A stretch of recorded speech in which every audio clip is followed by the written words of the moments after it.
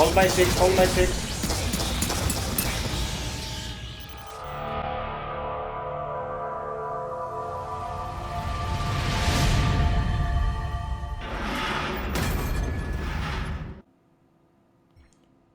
Greetings Marines, FiOth here, and in this vid we will be modding our third guy from Season 2, that is the Microburst for the Demolisher.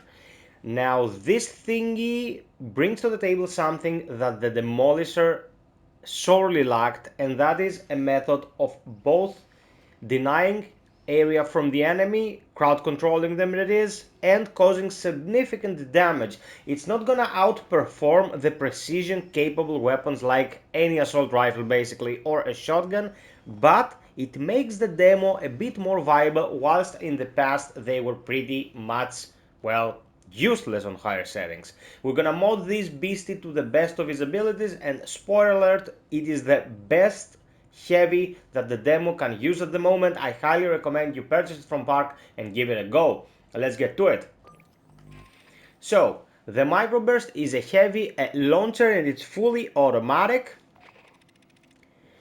Damage profile reads 750 per shot, reload time of 3 seconds, max ammo of 96, stumble chance of 50%, fire rate of 2.4, magazine capacity of 16, weak point damage of 150, and no handling bonus. It has no damage fall off, accuracy of 75, and 68 stability. When you get stars on it, you get 5% fire rate on the first, 5% on the second, 5% explosion radius on the third, and 5% splash damage on the fourth. Everything works perfectly with what you're doing with this thing. Now, the way I'm gonna mod it has two characteristics attached to it. One, I'm gonna use only Season 1 attachments since most people haven't gotten much stuff from Season 2 yet. In the future, as attachments become more readily available to everyone, I will make new guides modding these thingies to bring them up to snuff, but for the time being we will be using the Season 1 mods.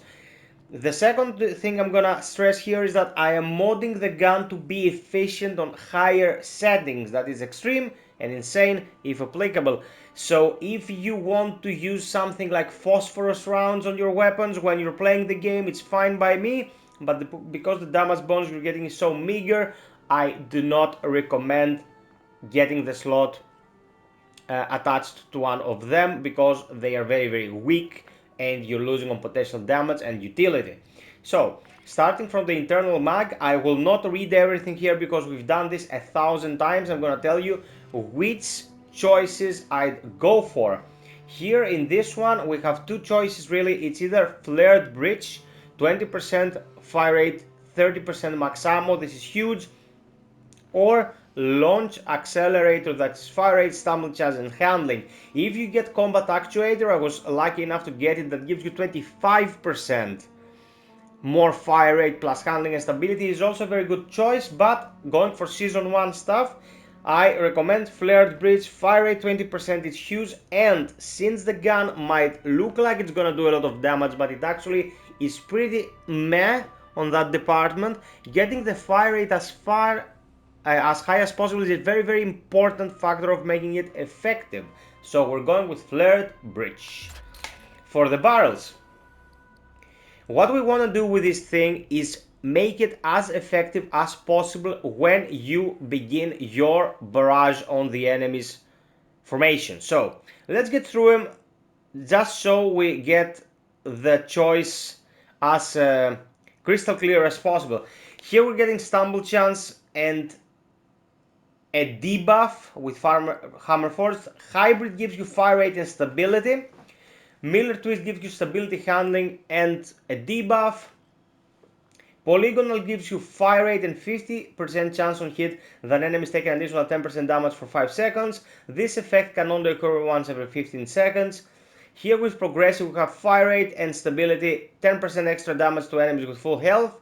And with Ratchet we get fire rate and handling. Now, progressive rifling looks good, but this would go better or something like the grenade launcher or the RPG, because that initial shot, getting 10% extra damage, is very important. But this is a fast firing weapon. As I stated before, we want it to be firing as fast as possible. So it's either gonna be the hybrid rifling or the ratchet rifling. Because stability in this thing is not that important, I will go with ratchet rifling. 20% firing speed and 30% handling is nothing to scoff at, guys. The handling is very, very important on this thing. Not as much for the ADSing as it is for being able to whip it out real quick in a pinch and deal damage. Now, armature. Here, there is only one choice really. All these revolve around reloading this thing and getting more ammo on reserves. Handling is good, but having more ammo on reserves is much more important. So deep railed is my choice here for self-explanatory reasons. It brings the max ammo up to 144 and the reload time down to 2.31. When fully modded like this, the microburst will perform as follows. This is the fire rate you're looking at, and this is the reload speed. Also note that as with all weapons, the microburst is affected by the overclock, the gunner ability, and it becomes amazing when overclock is in effect. Now, you will never be able to go toe to toe with the damage of a pulse rifle or the heavy assault or the Kramer or the pump shotgun with this thing. And not to mention, you can also hurt yourself if you fire it at your feet. You can do self damage, and you can also damage your allies from intense and upwards. But the blast radius is kind of contained, so with a bit of trigger discipline you can avoid all that. The enemies will have a much harder time avoiding your fire if you lead a coordinated assault. So this is the third out of 4 Season 2 weapons that we've modded so far. Tomorrow we'll go mod the last one. Tonight we'll be streaming as usual. It's Monday. Consider getting a membership or visiting my Patreon. Very, very important for the viability of the channel, guys. Thank you all for your support. Hope to see you tonight. Until next time, be well, stay frosty, and always strive for perfection. Cheers!